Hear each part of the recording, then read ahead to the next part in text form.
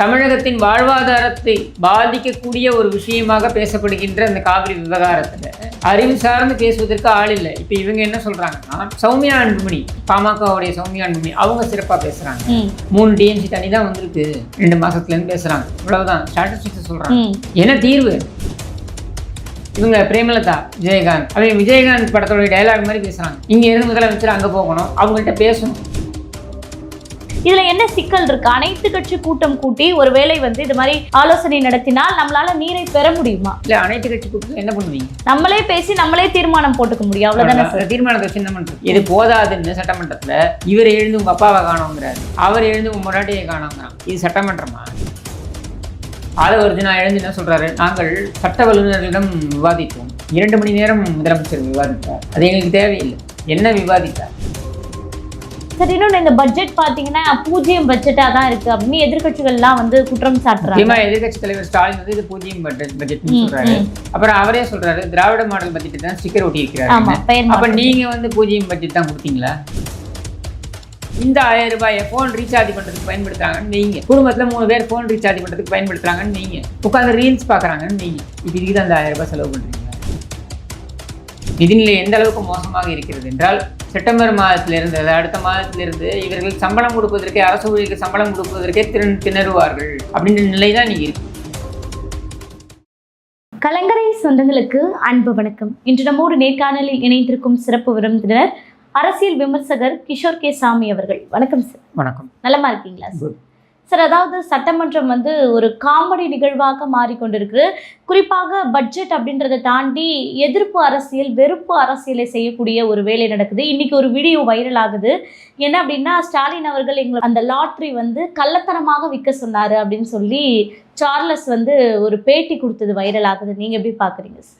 அதாவது தமிழ்நாட்டு சட்டமன்றத்தை எடுத்துக்கிட்டீங்கன்னாக்கா அது ஒரு நீண்ட வரலாறு.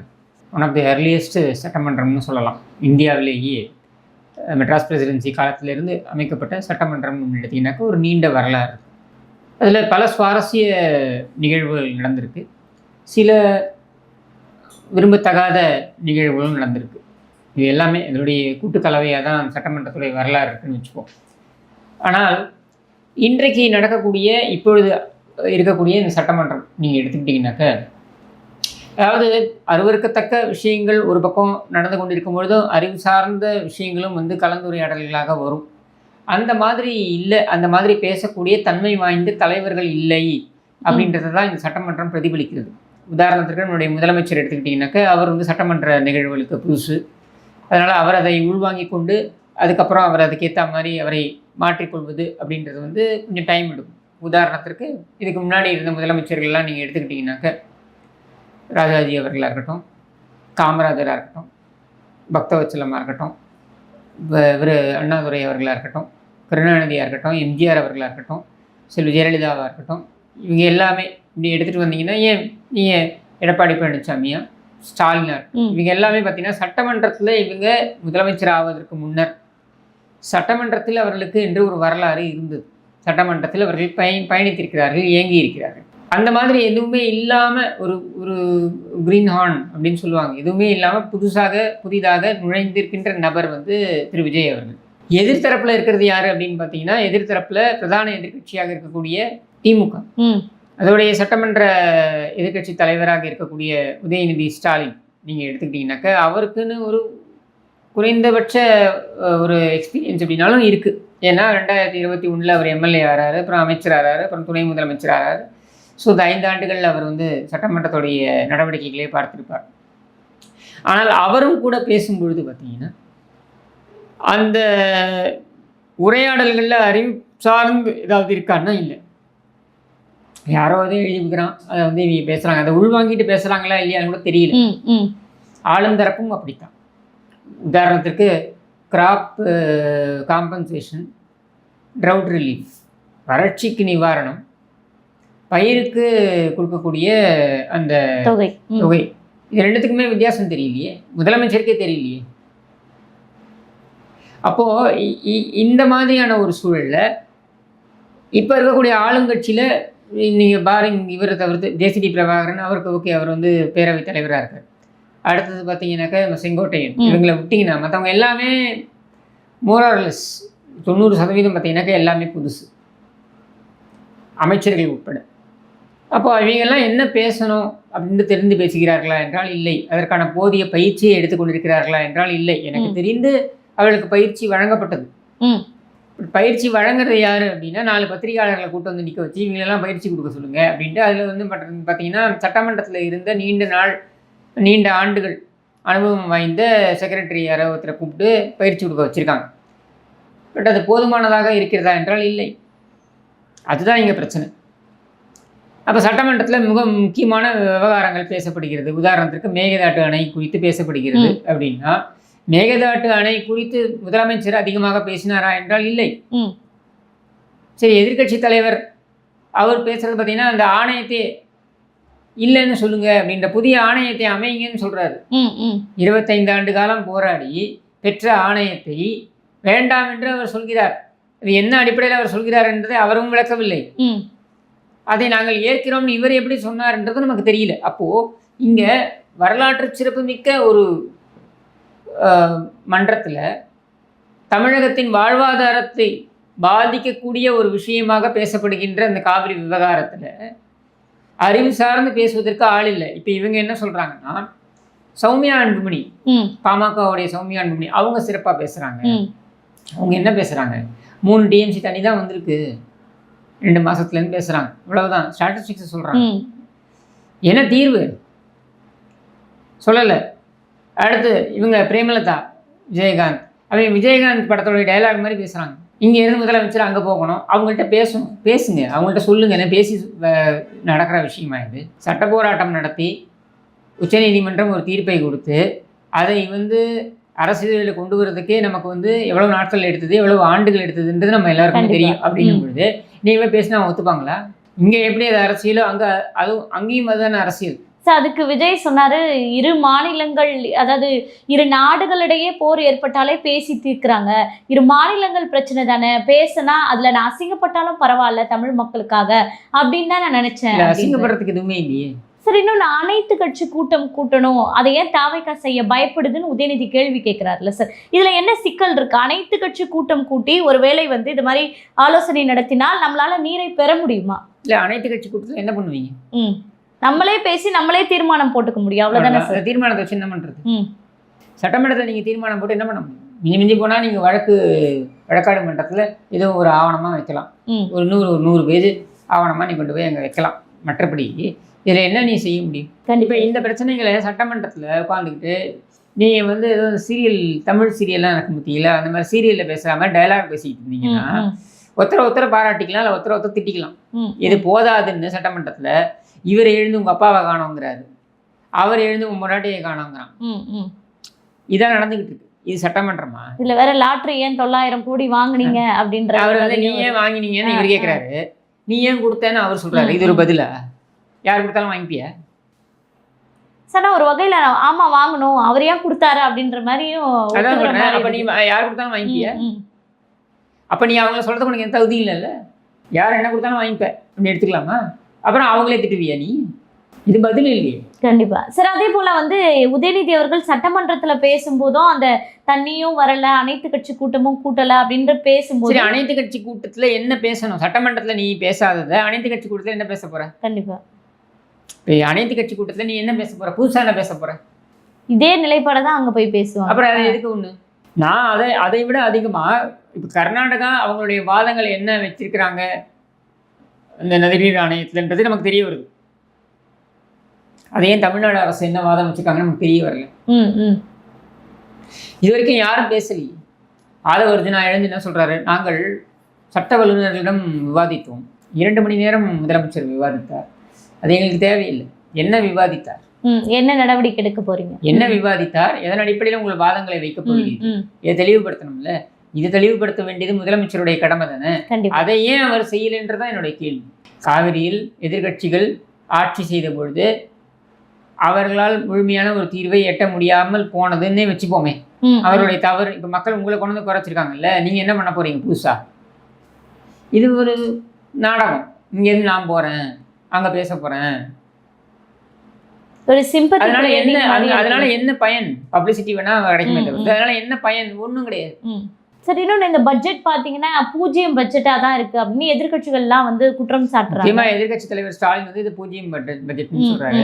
அப்புறம் அவரே சொல்றாரு திராவிட மாடல் பட்ஜெட் தான் ஸ்டிக்கர் ஒட்டி ஆமா, இருக்கிறாரு. பெயர் அப்ப மாற்றம். நீங்க வந்து பூஜ்ஜியம் பட்ஜெட் தான் கொடுத்தீங்களா அப்படின்ற கேள்வி வருது இல்லையா? ஸோ இந்த பட்ஜெட்னு இல்லை, இவங்கன்ட்டு இல்லை, அது திமுகவாக இருக்கட்டும் அதிமுகவாக இருக்கட்டும், இவங்க எல்லாருமே கொடுக்கக்கூடிய பட்ஜெட் வந்து பெரிய அளவில் ஒன்றும் பெரிய மாற்றத்தை கொண்டு வர போகிறது இல்லை. ஏன்னா நீங்கள் என்ன பண்ணுறீங்க, கடன் வாங்கி மக்களுக்கு கொண்டு போய் செய்கிறீங்க.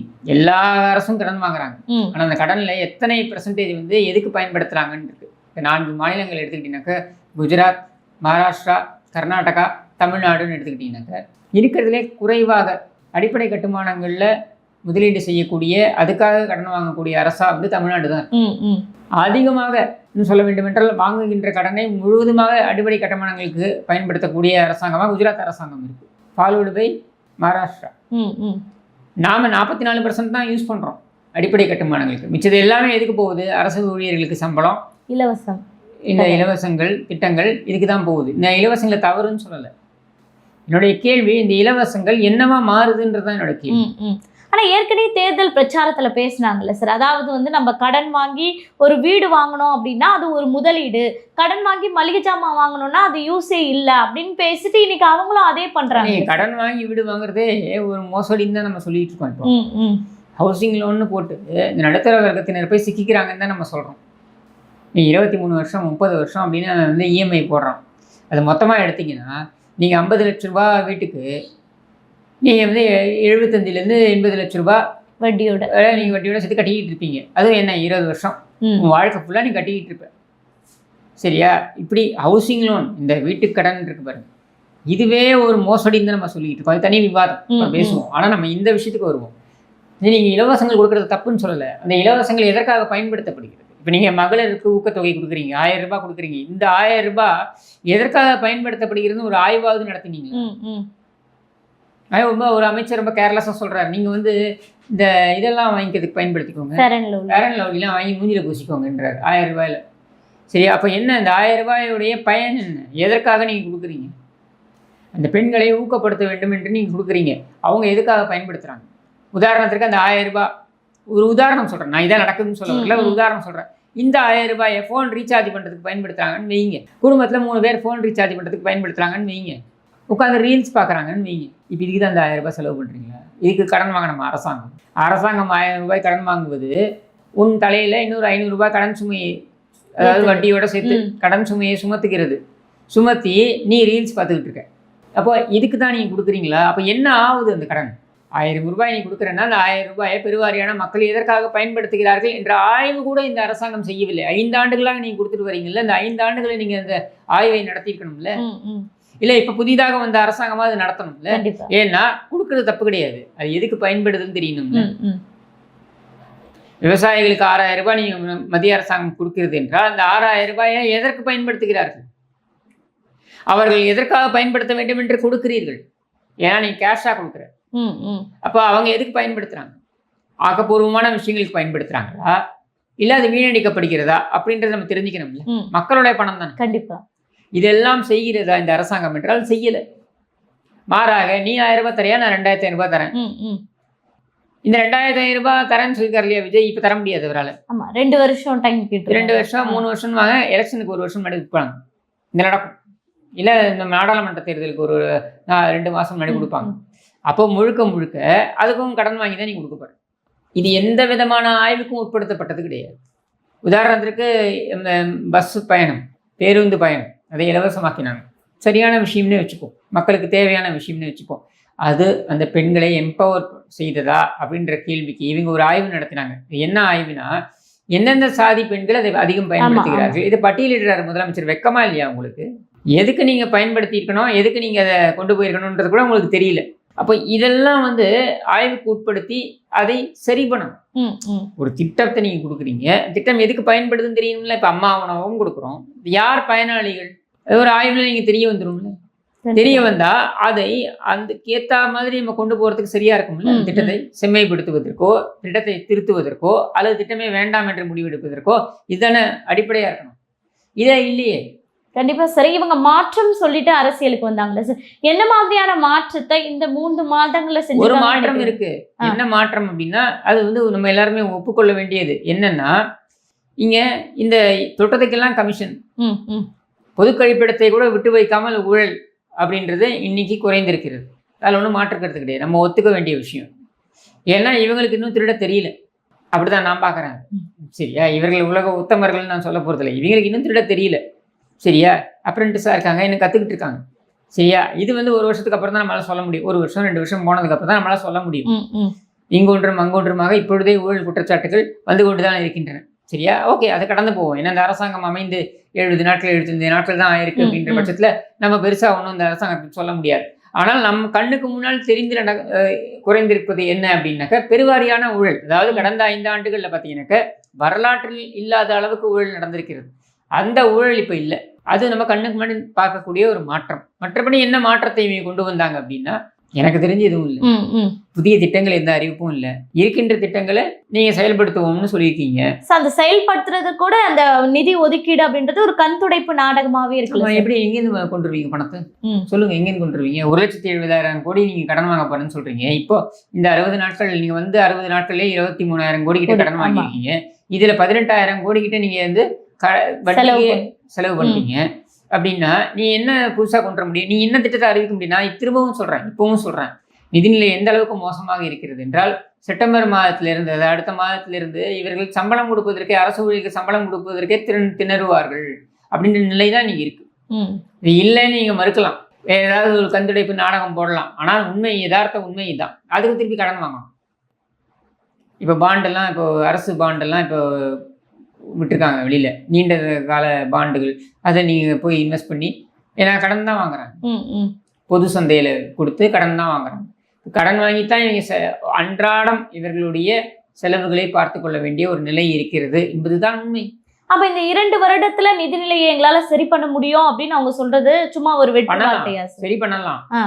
கடுமையான நடவடிக்கைகள் எடுக்கணும். இந்த கடுமையான நடவடிக்கைகள் நீங்க எடுத்தீங்கன்னா மக்கள் சும்மா இருப்பாங்களா? இன்னைக்கு பாருங்க, எலக்ட்ரிசிட்டி பில் எவ்வளவு வருது, உங்களோட ஆஃபீஸ் நீங்க எவ்வளவு வருதுன்னு எடுத்து பாருங்க. ஆமா, 8,000 10,000 வந்த இடத்துல 18,000 19,000 வருது. இப்போ மின்துறை அமைச்சர் அவர் வந்து நிர்மல் குமார் அவர் என்ன சொன்னாரு, இது சரி செய்யப்படும், ஆய்வு பண்ணி அட்ஜஸ்ட் பண்ணுவோம் அப்படின்னு. என்ன அட்ஜஸ்ட் பண்ணாங்க சொல்லி 1 மாசம் ஆச்சு, அதே பில் தான் வருது, அதிகமாயிடுச்சு. அடுத்து இப்போ சொத்து வரியிலேருந்து எல்லாத்தையுமே கூட்ட வேண்டிய ஒரு நிலைக்கு தள்ளப்படுவீங்க. இந்த மது விலக்கு கூட ஏதோ வரி கூட்ட போறதா சொல்றாங்களே சார், பாட்டிலுக்கு 20 ரூபாய் மேல கூட போகுது. ஆமா, நீ அதை கூட்டினாலும் எவ்வளவுதான் சமாளிப்பீங்க? நான் சொல்றேன், டாஸ்மாக்ல இருந்து இந்த ஓரளவுக்கு புரிந்து கொள்ளக்கூடிய ஒரு அமைச்சராக தான் அவர் இருக்காருன்னு, டாஸ்மாக்ல இருந்தே வருவாயை கூட்ட முடியும். இப்போ இருக்கக்கூடிய 4,000 கடைகள் இருக்கு, 2,500 பார்கள் என்னமோ இருக்கு அப்படின்றது என்னுடைய புரிதல். இதை வைத்தே இவங்களால கூட்ட முடியும், இதர வருமானமாக கூட்ட முடியும். அதற்கான முனைப்பு இவங்களுக்கு இருக்கா அப்படின்றதான் கேள்வி.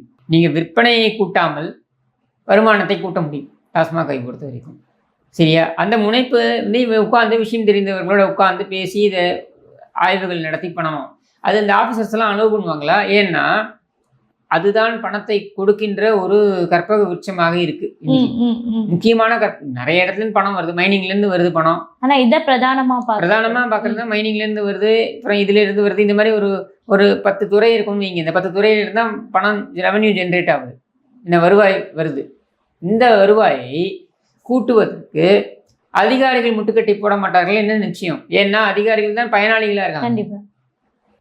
அப்போ இந்த நடைமுறை சிக்கல்கள்லாம் தீர்க்கக்கூடிய ஒரு இடத்தில் முதலமைச்சர் இருக்கிறாரா அப்படின்றது வரும் மாதங்கள்ல நமக்கு தெரியும். இன்னும் இந்த ஆன்லைன்லயும் இந்த மது விற்பனையை நடத்த போறோம், ஆப் உருவாக்க போறோம்ன்றாங்களே சார், இது வந்து போதைப் பொருளுக்கு பயன்பாட்டை குறைக்கும்னு இவங்க நம்புறாங்களா, இல்லை எதுக்காக இந்த முயற்சி எடுக்க? அது வந்து காலத்துக்கு ஏற்ப நீங்க செஞ்சுதான் ஆகணும். இன்னைக்கு வந்து முன்னாடிலாம் ஹோட்டல்ல போய் வாங்கிட்டு இருந்தோம், இன்னைக்கு ஆர்டர் பண்ணோம்னாக்கா வீட்டுக்கே ஜொமேட்டோ அது இதுன்னு வர ஆரம்பிச்சிச்சு. எல்லாமே வரும்போது நீங்க காலத்துக்கே மாத்திதான் ஆகணும். இதனால வந்து அதாவது பயனாளிகள் அதிகமாகுறாங்கன்றதை தாண்டி மக்கள் பாதிக்கப்படுவாங்கல்ல சார், யார் ஆர்டர் பண்றாங்கன்றதே தெரியாத நிலை உருவாகும். சரி, இப்போ யார் போய் கடையில் வாங்குறாங்க கூட யாருக்கும் தெரியாது. நீ சொல்லக்கூடிய அதை கூட்டுற அப்படியே கூட மாற்றி சொல்லலாம்ல, யார் ஆர்டர் பண்ணுறாங்கன்னு தெரியாது, சரி யார் கொடுக்குறாங்க கூட தெரியாது. இதில் எப்படி நீங்கள் எண்ணிக்கை எப்படி கூடுன்னு சொல்கிறீங்க? சார், அப்போ போதைப் பொருள் ஒழிப்புக்காக முதல்வர் ஓடி இருக்காரு, போதைப் பொருளை ஒழிப்போம் அப்படின்னு சொல்லியிருக்காரு. எந்த வகையில் அப்படின்னு நம்ம பார்க்க 2 விஷயத்தை நம்ம புரிஞ்சுக்கணும். அதாவது மது அப்படின்றது ஒரு தனி டாபிக். இந்த கஞ்சா, சிந்தட்டிக் ட்ரக்ஸ் இது போன்ற போதை, அதாவது தடை செய்யப்பட்ட போதைப் பொருட்கள் அப்படின்றது தனி டாபிக். ரெண்டுத்தையும் குழப்பிக்க கூடாது நீங்கள், சரியா? அப்போ நீங்கள் மது அப்படின்றது தனி டிபார்ட்மெண்ட், தனி டாபிக். ஏன் வந்து தடுக்க முடியாது, தடை அப்படின்றது எந்த நாட்டிலையும் பார்த்தீங்கன்னாக்கா முழுமையாக அதை நிறைவேற்ற முடியல, இப்படின்லாம் பல்வேறு விஷயங்கள் இருக்கு. அடுத்தது இந்த போதை, தடை செய்யப்பட்ட போதைப் பொருட்கள், அதிலே 2 வகை இருக்குது. இப்போ கஞ்சா போன்றது, இன்னொன்று பார்த்தீங்கன்னா சிந்தட்டிக் ட்ரக்ஸ். இந்த சிந்தட்டிக் ட்ரக், மெட்டாஃபெட்டமைன், இந்த மாதிரியான ட்ரக்ஸ் இருக்கு இல்லையா, இது இன்னும் மோசமாக இருக்குது. இப்போ நம்மளோட சட்டங்கள் என்ன பண்ணுறாங்க அப்படின்னா, எண்ணிக்கை அளவில், அதாவது என்டிபிஎஸ்னு ஒரு சட்டம் இருக்குது. என்டிபிஎஸ் சட்டம் என்ன பண்ணுதுன்னா, இது கஞ்சாவை பொறுத்திருக்கா அதோடைய குவான்டிட்டி அதிகமாக இருந்தால் அது தண்டனைக்குரிய குற்றம், இந்த மெட்டாஃபெட்டமைன் போன்றவை குவான்டிட்டி கம்மியாக இருந்தால் அதுக்கேற்ற மாதிரி குற்றம் அப்படின்லாம் வச்சுருக்காங்க. நம்மை பொறுத்த வரைக்கும் இது ரெண்டுத்தையும் ஒரே தராசில் வைத்து பார்ப்பதே தவறு. அப்போ இந்த சிந்தட்டிக் ட்ரக்ஸை கண்ட்ரோல் பண்ணணும்னா அதில் நிறைய விஷயங்கள் இருக்குது. இன்றைக்கி ஒன்றும் இல்லை, நான் சமீபத்தில் ஒரு வழக்கு சம்மந்தமாக குளத்தூர் மணியை மேலே ஒரு வழக்கு போட்டிருக்காரு சம்மந்தமாக மேட்டூர் போயிருந்தேன்.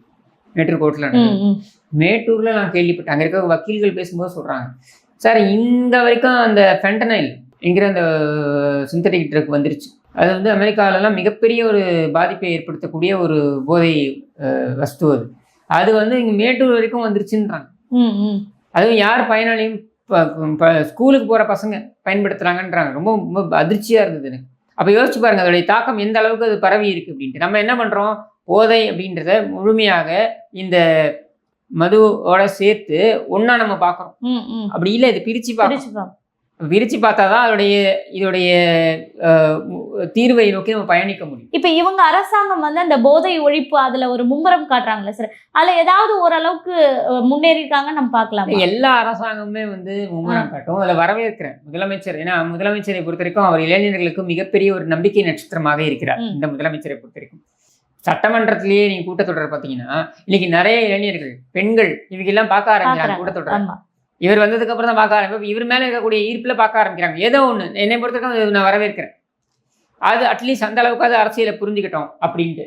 அந்த வகையில் இந்த முதலமைச்சர் ஒரு கருத்தை சொல்கிறார் என்கிற பொழுது, ஏன்னா இவர் படங்கள் எல்லாம் போய் மது அருந்துற மாதிரிலாம் சீன் போட்டதுலாம் பார்த்து போய் மதுபான கடைகளில் போய் உட்கார்ந்தவங்க நிறைய பேர் இருக்காங்க. அப்படின்னும் பொழுது அதை திருத்தி அதை சரி செய்வதற்கு அல்லது பரிகாரம் தேடுவதற்கு எப்படி வேணாலும் யோசிச்சுக்கோங்க.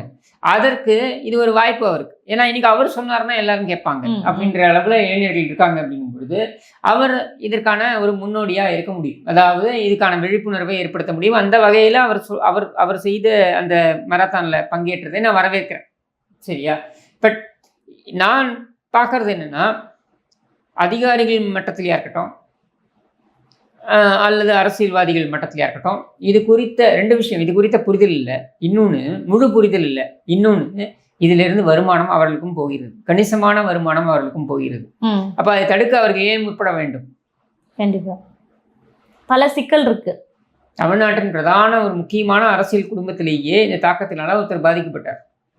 உயிருக்கு போராடிய நிலையில் அவர் அமெரிக்கா வரைக்கும் போய் சிகிச்சை பெற்று திரும்பி வந்தார். அவங்க குடும்பத்தால் கோடிகள் செலவு பண்ண முடியும், அவரால் மறுவாழ்வை பெற முடியும். இந்த மாதிரி எத்தனை பேர் பாதிக்கப்பட்டிருக்காங்க. அப்போவாது விழித்து கொண்டிருக்க வேண்டாமா? அந்த குடும்பம் தான் ஆட்சி செய்தது கடந்த 5 ஆண்டு காலம். அப்போவாது அவங்க விழித்து கொண்டிருக்கணும்ல? அவங்க விழித்து கொண்டார்களா? இப்போ தன்னுடைய குடும்பத்தில் அந்த பாதிப்பு ஏற்படுது அப்படின்னும் பொழுதாவது இவங்க முடிச்சுக்கணும்ல? அப்போ அந்த அளவுக்கு அந்த தாக்கம் இருக்குது. அப்போ அவங்களுக்கு கொஞ்சம் குறைந்தபட்ச பொறுப்புணர்வு இருக்கும் என்றால் அவர்கள் புரிந்து கொள்ள வேண்டும், நம்ம குடும்பத்திலேயே இவ்வளோ நம்ம கோடிக்கணக்கில் செலவு பண்ண முடியும், நம்ம குடும்பத்திலேயே தாக்கம் இருக்குன்னா ஒரு சாதாரண நடுத்தர வர்க்கத்தில் இருக்கக்கூடிய ஒரு குடும்பத்தில் ஒரு இளைஞர்கள் போய் சிக்கிக்கிறாருனாக்க எப்படி காப்பாற்றுவாங்க அந்த குடும்பம்? நிச்சயமா. அப்போ இதனுடைய தாக்கத்தை புரிஞ்சுக்கணும். இதில் நீங்கள் 2 டைப் இருக்குது. ஒன்று வந்து என்னென்னா, இந்த உயர் ரகத்தில் இருக்கக்கூடியவர்கள் யாருன்னா, இந்த பார்ட்டிஸ்லாம் போகிறவங்க, இந்த பெரிய பெரிய ஸ்டார் ஹோட்டலில் பார்ட்டி பண்ணுறவங்க, இவங்க பயன்படுத்தக்கூடியது. இன்னொன்று பார்த்தீங்கன்னா, வறுமை கோட்டிற்கு கீழே இருக்கக்கூடியவர்கள். இதில் இருக்கக்கூடிய பசங்க அவங்க வந்து பார்த்தீங்கன்னாக்கா அவங்களுக்கு போதிய ரெக்ரியேஷன் கிடையாது, வெளியில் போய் என்டர்டெயின்மெண்ட்டுக்கு வேறு விஷயங்களே கிடையாதுன்னும் பொழுது அவங்க பாரில் போய் உட்காந்துக்கிறான், இல்லை அவனால பாரில் போய் உட்காந்தான்னா என்னென்னா மதுவை பொறுத்த வரைக்கும் உங்களுக்கு என்ன பிரச்சனைனா, இது நான் ஒரு ஆய்வு நடத்தும் பொழுதே நான் பார்த்தேன். மதுவை பொறுத்த வரைக்கும் என்னென்னா, சின்ன பசங்களாக இருக்கட்டும், அவன் ஒரு பாட்டில் வாங்கினு அவனுடைய ஷார்ட்ஸ் போட்டுட்டு இருப்பான், அதில் போய் வச்சுட்டு போக முடியாது. ஆனால் ஒரு கஞ்சான்றது இந்த சைஸ் தான் இருக்கும், 100 ரூபாய்க்கு தான் கிடைக்குது. அவன் எங்கே வச்சாலும் யாரும் கண்டுபிடிக்க முடியாது. அவன் ஈஸியாக எடுத்துகிட்டு போகிறான். அதுவும் அதே போதை தான் கொடுக்குறதுன்னு பொழுது இது பிரச்சனை இல்லாமல் அவனுக்கு போகுது. இப்போ அதுக்கு போகிறாங்க நிறைய. இப்போ நீங்கள் வடசனையெல்லாம் எடுத்துக்கிட்டிங்கனாக்கா நிறைய பசங்க அங்கே இருக்கக்கூடிய இந்த கிரிக்கெட் டீம், முக்கியமாக தலித் சமூகத்தை சேர்ந்த பசங்க, அவங்களுக்கு வந்து இந்த கிரிக்கெட் டீம்ஸ் எல்லாம் வந்து அவங்களுக்கு கொடுத்து அவங்களுக்கான அந்த விளையாட்டு மைதானங்களை வந்து ஏற்படுத்தி கொடுக்குறது, இதிலெல்லாம் ஒரு அரசியல் நுழையுது. இப்போ அதெல்லாம் இருந்தால் அந்த இடத்துக்கு அவனுடைய மைண்டு போகும். கண்டிப்பாக விளையாட்டு, உடற்பயிற்சி, இந்த மாதிரியான விஷயங்களுக்கு அவன் மைண்டு போகும். இந்த மாதிரியான விஷயங்களுக்கு அவன் மைண்டு போகுதுன்னா, இப்போ இளைஞர்களாக இருக்கும் பொழுதே அந்த கான்சன்ட்ரேஷன் அங்கே போயிடுச்சுன்னா இந்த மாதிரியான விஷயங்களுக்கு டைவெர்ட் ஆக மாட்டான். ஆனால் அதுலேயும் முழு முனைப்பு இல்லை. இப்போ ஆதவர்ஜுனா ஏதோ வந்திருக்காரு, ஏதோ பண்ண போகிறேன்னு சொல்கிறாரு, விளையாட்டுத்துறைக்கு நான் ஏதோ பண்ண போகிறேன்றாரு. உண்மையிலேயே அவரால் செய்ய முடியும்னா நீங்கள் எப்படி கனெக்ட் ஆகுது பாருங்கள். எல்லாமே விளையாட்டுத்துறையை வைத்துக்கொண்டு நீங்கள் இந்த போதை பழக்கத்தை நீங்கள் குறைக்க முடியும். அப்போ இந்த சிந்தனைகள்லாம் இவங்களுக்கு இருக்கிறதா அப்படின்றதான் கேள்வி. கண்டிப்பா சார். இப்போ வந்து காவிரி பிரச்சனைக்கு கூட்டப்படாத இந்த அனைத்து கட்சி விவகாரம் இப்போ டீலிமிட்டேஷனுக்கு கூட்ட போறேன்னு முடிவெடுத்திருக்காங்க எம்பிஸ்களை. ஆனா 37 பேர் நாங்க கலந்துக்க மாட்டோம் அப்படின்னு வெளிப்படையா சொல்றாங்க. ஒரு விஷயம் புரிஞ்சுக்கோங்க, தொகுதி மறுவரையறை அப்படின்றத தடுக்கவே முடியாது. சட்டம் என்ன சொல்லுதுன்னா, நீங்கள் இந்த ஆண்டுக்குள்ள இந்த தொகுதி மறுவரையறை என்பதனை நீங்கள் முடிவு செய்யவில்லை என்றால் அடுத்த ஆண்டு சட்டப்படியே இயல்பாகவே பை டிஃபால்ட் அது வந்து மக்கள் தொகையை அடிப்படையாக வைத்து அது மாற்றப்படும். இந்த சட்டம் சொல்லுது. சரியா? இப்போ பிடிவாதமாக நான் தொகுதி மறுவரையை நான் ஏற்க மாட்டேன் அப்படின்னு நீங்கள் சொல்லுவீங்கன்னா, அரசாங்கம் ஒரு உத்தரவாதத்தை கொடுத்துருக்கு. தமிழ்நாட்டுடைய பிரதிநிதித்துவம் தற்பொழுது எவ்வளவு இருக்கிறதோ அதே பிரதிநிதித்துவம் தொடரும்னு கொடுத்துருச்சு. அப்போ நமக்கு எவ்வளவு கிட்டத்தட்ட 50 சீட்டு வருது. அப்போ 50 தொகுதிகள் அப்படின்றது ஒரு கணிசமான ஒரு தொகுதி. அதாவது தமிழ்நாட்டோடைய இன்றைக்கு இருக்கக்கூடிய பிரதிநிதித்துவம் எவ்வளோ பர்சன்டேஜ் நம்ம வந்து இன்னைக்கு இருக்கோமோ, இப்போ நம்ம 39 சீட்டு அப்படின்னா 39 சீட்டு எவ்வளோ பர்சன்டேஜோ 544 அந்த இதில் எவ்வளோ சீட்டோ அதே அளவு தான் அந்த பர்சன்டேஜ் போகும்னு அவங்க உத்தரவாதத்தை கொடுத்ததுக்கப்புறமும் நான் தொகுதி மறுவரையை நான் எதிர்ப்பேன் அப்படின்னு காங்கிரஸ்க்கு பாஜகவுடன் பிரச்சனை என்பதனால் அதை ஒரு அரசியலாக்குவது என்பது முட்டாள்தனம். திமுக அது கூட எப்படி உடன்பட்டு போகும்? திமுகவே அது கண்மூடித்தனமாக எதிர்த்தது. திமுக என்ன நினைச்சாங்கன்னா, அன்றைக்கு அவர்கள்கிட்ட இருந்த அரசியல் என்னன்னா, பாஜகவை எதிரியாக காண்பித்து மைனாரிட்டிகளை தங்கள் பக்கம் வைத்துக் கொள்வதற்காக இந்த எதை எடுத்தாலும் எதிர்ப்பது என்ற அரசியலை கையாண்டார்கள். அவர்களுக்கு தெரிந்து விட்டது அந்த அரசியலை அவர்களோட சிறப்பாக இப்பொழுது விஜய் செய்து கொண்டிருக்கிறார் அப்படின்ட்டு. அவர்களுடைய வாக்கு வங்கி அங்கேயே போய்விட்டது. நானும் சிறுபான்மைதான் அப்படின்னு ஸ்டாலினும் உதயநிதியும் மேடைகளில் சொல்லிக்கிட்டு இருப்பாங்க. நானும் கிறிஸ்டின் தான், நானும் சிறுபான்மை தான். இப்போ விஜய் வந்து சொல்லாமலேயே அவர் சிறுபான்மை தான், சொல்லாமலேயே அவர் கிறிஸ்டின் தான். சீமான் சொன்னது போல மொத்த சிறுபான்மையினர் ஓட்டையும் குறிவச்சு விஜய் அவர்கள் எடுத்துட்டாரு அப்படின்னு குறிவச்சு எடுக்கிறான்றதை விட அரசியல்வாதி எதானங்க பண்ணுவாங்க? என்ன பண்ணுவாங்க அரசியல்வாதி? அரசியல்வாதி செய்ய தானே செய்வாங்க. அப்புறம் நீங்கள் எல்லாருக்குமே தெரியும், உலகத்துக்கே தெரியும், அவர் ஜோசப் விஜய், அவர் கிறிஸ்துவர். சரியா? அப்போ மைனாரிட்டிஸ் அவர் பக்கம் போகிறத நீங்கள் எப்படி தடுக்க முடியும்? நீங்கள் எவ்வளோ நாள் ஏன் நாடகம் போட்டீங்க? அதான் எங்களுடைய கேள்வி. இன்னைக்கு விஜய் வந்து நான் கிறிஸ்துவன் எனக்கு ஓட்டு போடுங்கன்னு சொல்லலை.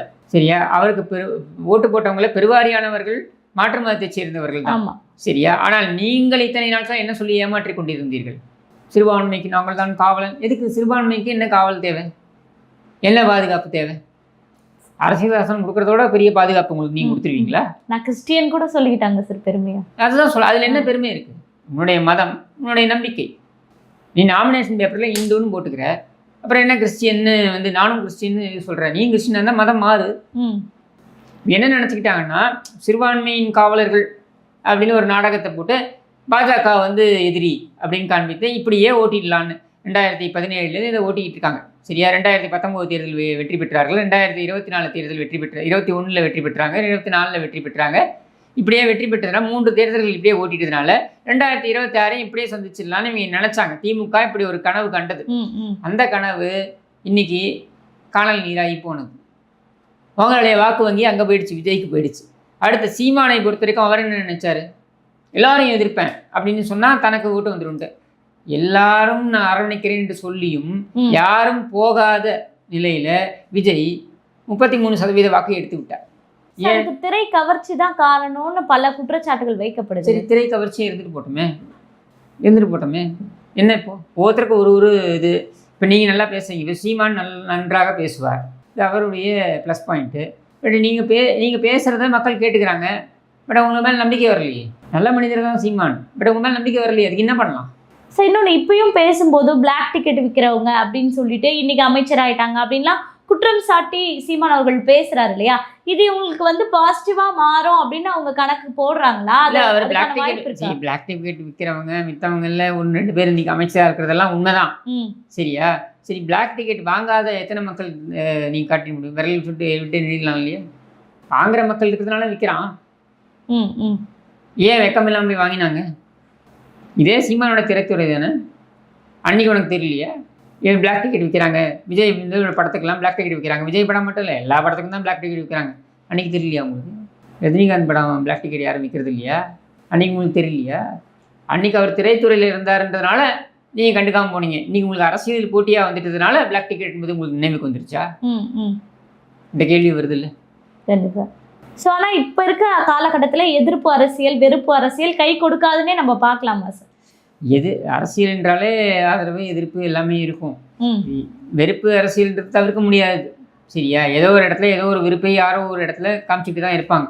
ஏன் விஜய் இப்போ பாஜக மேலே காட்டுவது என்ன? வெறுப்பு அரசியல் தான். கொள்கை எதிரிங்கிறார். என்ன கொள்கையில் பாஜகவும் இவரும் வேறுபடுகிறார்கள் சொல்லுங்க. தாவேகாவுடைய இதை எடுங்க, அவங்களுடைய அந்த கட்சியுடைய சட்ட விதிகள் எடுங்க, பாஜகவுடைய சட்ட விதிகள் எடுங்க, பாஜகவுடைய கொள்கைகள்லாம் என்னென்னு எடுங்க, தாவேகாவுடைய கொள்கைகள்லாம் என்னென்னு எடுங்க. கிட்டத்தட்ட 80-90% ஒன்றா தான் இருக்கும். என்ன இவங்க ஈவேரான்வாங்க, அவங்க ஈவேரான்னு சொல்ல மாட்டாங்க. இது தவிர்த்து எல்லாமே ஒன்று தான். நீ ஏன் ஈவேராவுடைய எல்லா கருத்தையும் ஏற்றுக்க முடியாதுன்ட்டியே? உன்னுடைய முதல் மாநாட்டில் எனக்கு விக்கிரவாண்டி மாநாட்டில் நினைக்கிறேன், அங்கேயே சொல்லிட்டாரு, பிரகடனப்படுத்திட்டாரு. கடவுள் நம்பிக்கைங்கிற எதிர்ப்புங்கிற ஈவேராவுடைய கொள்கையோட நான் ஒத்து போகலன்னு சொல்லிட்டாருல்ல. அப்போ அதே பாஜகவும் அதான் சொல்லுது. 2 பேருடைய கொள்கைகள் எடுத்தீங்கன்னா எல்லாமே ஒன்று தான். ஆனால் கொள்கை எதிரி அப்படின்னு என்னன்னா, இவங்களுக்கு பாஜகவை எதிர்ப்பாக காமிச்சாதான் மைனாரிட்டி ஓட்டு போடுவாங்க. அதனால் இவர்கள் அந்த அரசியலை கையில் எடுக்கிறார்கள். மற்றபடி என்ன இருக்குது பெருசா?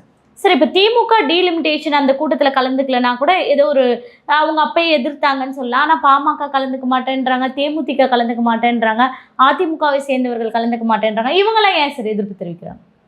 நம்ம பொறுத்த பாமக பொறுத்தவரைக்கும் டீலிமிட்டேஷன் எங்கே எதிர்த்தாங்க? தமிழ்நாட்டுக்கு உரிய பிரதிநிதித்துவம் வேணும்னு தானே சொல்கிறாங்க. இவங்க டீலிமிட்டேஷனே கூடாதுன்றாங்க. அது எப்படி சாத்தியம்? ஏன்னா நீங்கள் இப்போ செய்யலைன்னா ஆட்டோமேட்டிக்காக அது நடந்துடும். மக்கள் தொகையை அடிப்படையாக வச்சு நடந்ததுன்னா தமிழ்நாட்டுக்கு இழப்பு அதிகம். நீங்கள் 50 சீட்டு வருதுன்னா அப்போது 41 சீட்டு 42 சீட்டு தான் வரும்.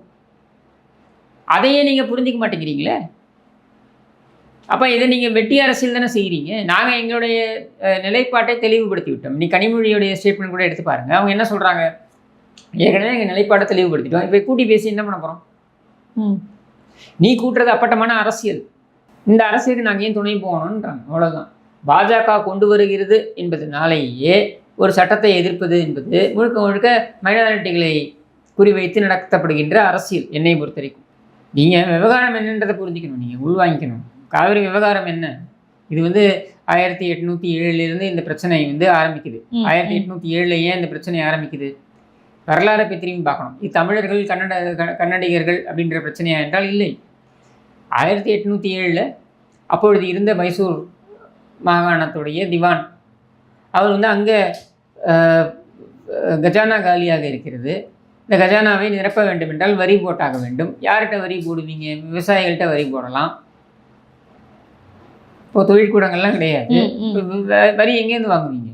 அப்போ அது ரெவென்யூ வரணும், உங்களுக்கு பணம் வரணும்னா இதில் இருந்தால் வரணும். அப்போ எங்கேருந்து வருது அப்படின்றத எடுக்கும் பொழுது அவங்க பார்த்தீங்கன்னா அந்த மைசூர் மாகாணத்தில் இருக்கக்கூடிய விவசாய நிலங்கள் இதையெல்லாம் மோசமான நிலையில் இருக்குது. ஏன்னா அதுக்கு முன்னாடி, அதாவது 1799 வரைக்கும் நீங்கள் பார்த்தீங்கன்னா கிட்டத்தட்ட 4 போர்கள் திப்பு சுல்தான் தலைமையிலையும் ஹைதர் அலி தலைமையிலையும் 4 போர்கள் வந்து அவங்க ஈடுபட்டிருக்காங்க.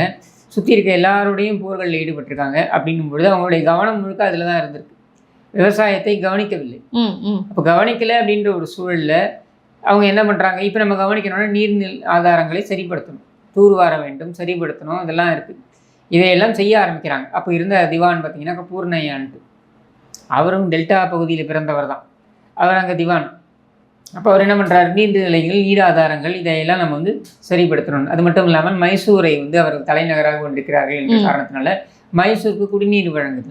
இதுதான் ஆரம்பம், பிரச்சனையுடைய ஆரம்பம். இது இந்த 1807 அவர் செய்ய ஆரம்பித்த உடனேயே, அவர் 1800 ஆரம்பிச்சிடார். 4-5 ஆண்டுகள் செய்ய ஆரம்பித்த உடனே காவிரியுடைய முழு ஃப்ளோ இருக்கு இல்லையா, அது கண்டிப்பாக குறையும். தஞ்சை விவசாயிகள் அப்பொழுது போர்க்கொடி தூக்குகிறார்கள், அப்பொழுது போராட்டத்தில் ஈடுபடுகிறார்கள்.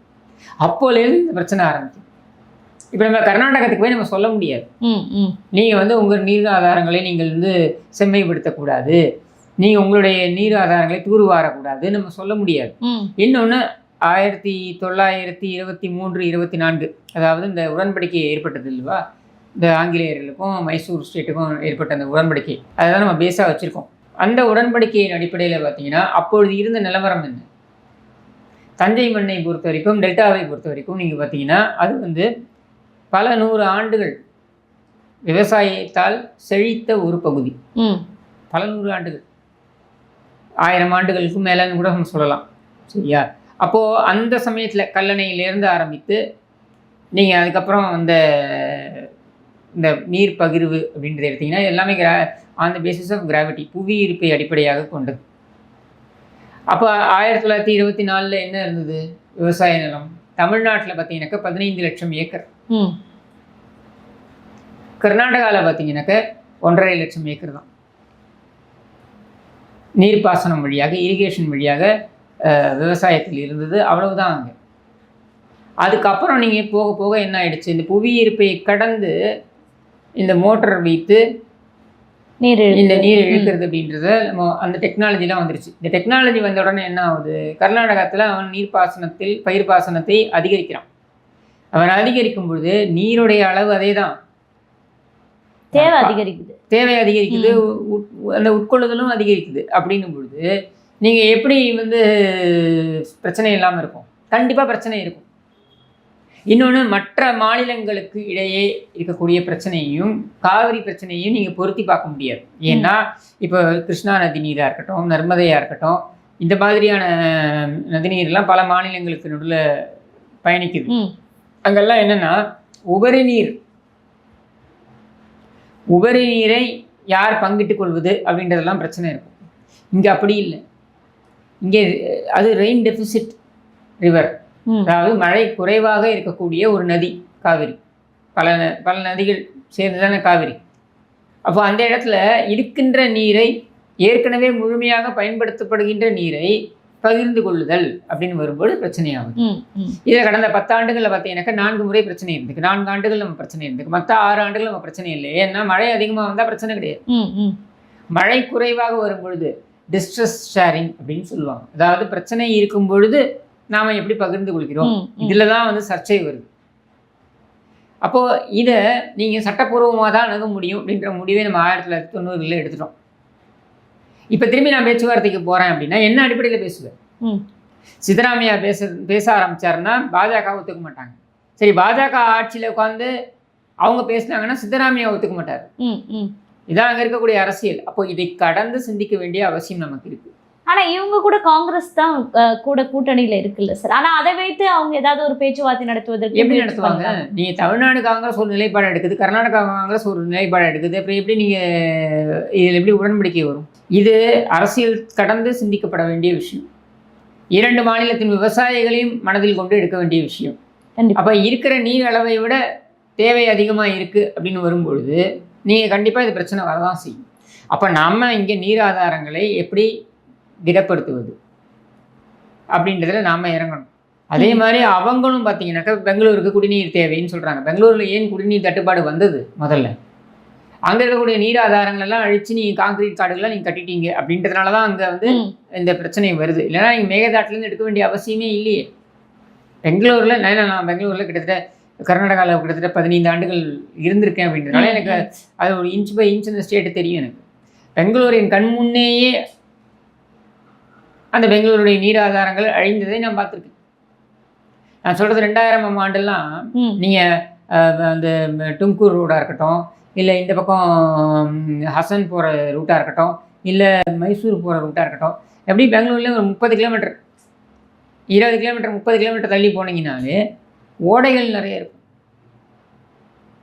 அப்படி தான் இருந்தது 10 ஆண்டுகள். 2010 அதெல்லாம் காணாமல் இன்றைக்கி பார்த்தீங்கன்னா எதுவுமே இல்லை. இருக்கக்கூடிய நீராதாரங்கள் அங்கே இருக்கக்கூடிய இப்போ சாங்கி டேங்க்குன்னு ஒரு வரலாற்று சிறப்பு மிக்க ஒரு நீராதாரம் அங்கே இருக்குது. ஏன்னா அந்த சாங்கே என்பவர் வந்து தென்னிந்தியாவில் இந்த சோழர்கள் காலத்திலேருந்து எப்படி இந்த நீர்நிலைகள் எல்லாம் வந்து பாதுகாத்தாங்க அப்படின்றதை எல்லாம் வந்து அவர் முழுக்க அதை குறித்து ஆராய்ச்சி நடத்தி அந்த ஆராய்ச்சியை கொண்டு போய் அவர் அங்கே கொடுக்குறாரு, ஐரோப்பாவில் கொடுக்குறாரு. ஐரோப்பாவில் பல நாடுகளில் அதை வந்து அமல்படுத்துகிறாங்க. அவருடைய நினைவாக சாங்கி அப்படின்னு பேர் இருக்குது. சாங்கி டேங்க்னு மல்லேஸ்வரம் பக்கத்தில் பெங்களூரில் இருக்கும் அந்த நீராதாரம். சரியா, யோசிச்சு பாருங்க, அந்த மாதிரி பல லேக் இருந்தது. அது எல்லாமே நீ காணாமல் தமிழ்நாட்டு நீராதாரங்களை சரிப்படுத்தாமல். ஏன்னா தமிழ்நாட்டிலே பார்த்தீங்கன்னாக்க நொய்யல், பவானி, அமராவதி இதெல்லாம் வந்து சேருது காவேரிக்குள்ளே.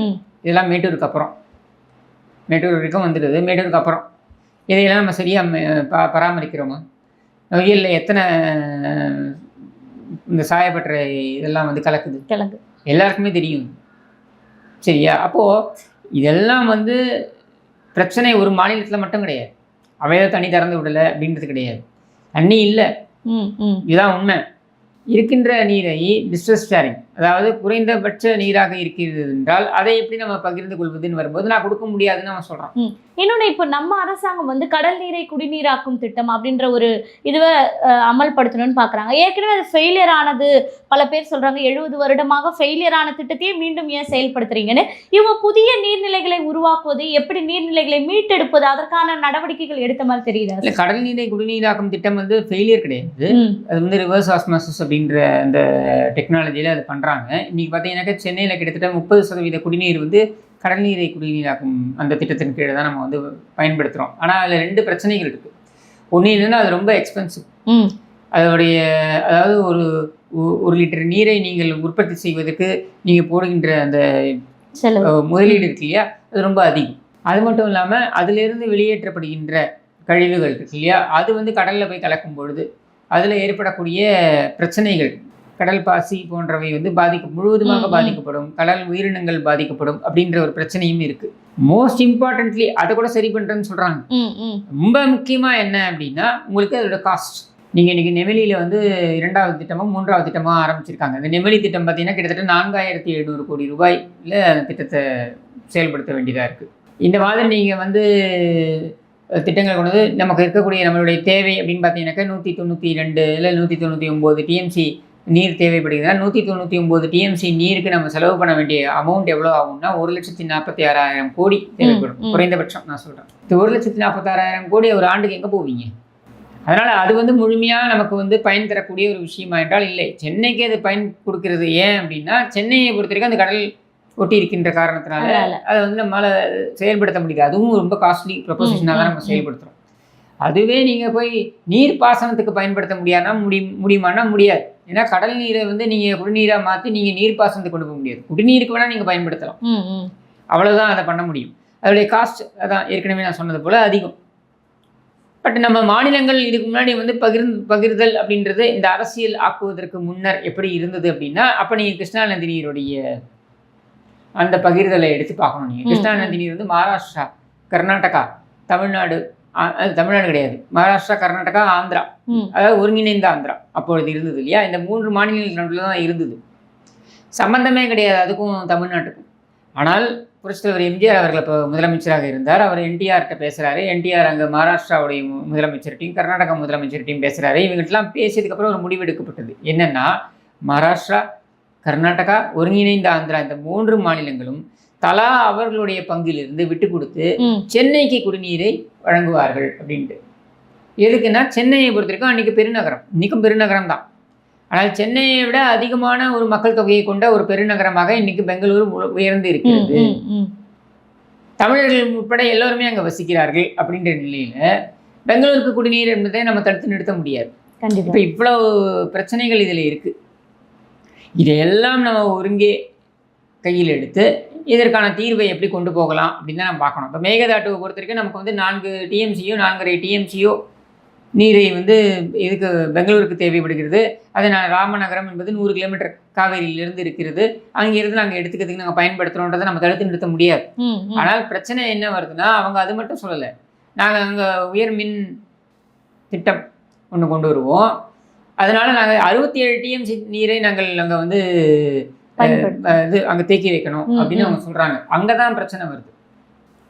ஏன்னா அங்கிருந்து தான் நீங்கள் வந்து விலிகுண்டில் வந்து அங்கேருந்து அது இதுக்கு நோக்கி போகுது, இது ஒகேனக்கல் நோக்கி போகுது அப்படின்னும் பொழுது நீ இதையும் நிறுத்திட்டேன்னா, ஏன்னா இந்த நீர் கேஆர்எஸ்லேருந்து மட்டும் வரல, காவிரி நீர் மட்டும் கிடையாது, கபினியும் வருகிறது. கபினி எங்கேருந்து வருது? கேரளாவிலேருந்து வருது. அப்போ எல்லாமே தடைபடும் அப்படின்றதான். இந்த கபினியும் இந்த காவிரியும் எங்கே இணையுது அப்படின்னா டி நரசிபுரான்ற இடத்துல இணையுது. இணைந்து அது ராமநகரம் வழியாக தமிழ்நாட்டுக்குள்ளே நுழையுது. அப்படின்னும் பொழுது இப்போ நீங்கள் உதாரணத்திற்கு கேஆர்எஸ் அணை வந்து நிரம்பலை, பாதி தான் நிரம்பி இருக்கு. கபினி நிரம்பி வழியுது. கபினியில் வேறு வழியில் திறந்து விட்டாங்க. இப்போ திறந்து விட்ட நீர் எங்கே வருது? தமிழ்நாட்டுக்குள்ளே வருது, விலிகுண்டலுக்கு வந்துடுது. சரியா? இப்போ இவங்க இந்த மேகதாட்டு கட்டிட்டாங்கன்னா அந்த கபினி வந்து தடுத்து நிறுத்தப்பட்டுரும். கேஆர்எஸ் முழுமை அடைஞ்சதுக்கப்புறம் தான் அது நீர் ஃபுல்லானதுக்கப்புறம் தான் அதுக்கப்புறம் தான் இது வரும்னா என்ன பண்ணுவீங்க அப்படின்ற கேள்வி வரும். ஸோ இந்த மாதிரியான கேள்விகளுக்கெல்லாம் விடை எங்கே இருக்குன்னா சட்ட ரீதியாக தான் நம்ம வந்து இதை அணுகணும். ஒன்று. இந்த 2வது, அடிப்படையிலேயே 2 மாநிலங்களுமே அவர்களுடைய நீராதாரத்தை சரி செய்ய வேண்டும். நடப்பு கால அரசியல் குறித்து பல்வேறு தகவல்களை பகிர்ந்துக்கிட்டீங்க. தொடர்ந்து பேசுவோம். நன்றி சார். நன்றி.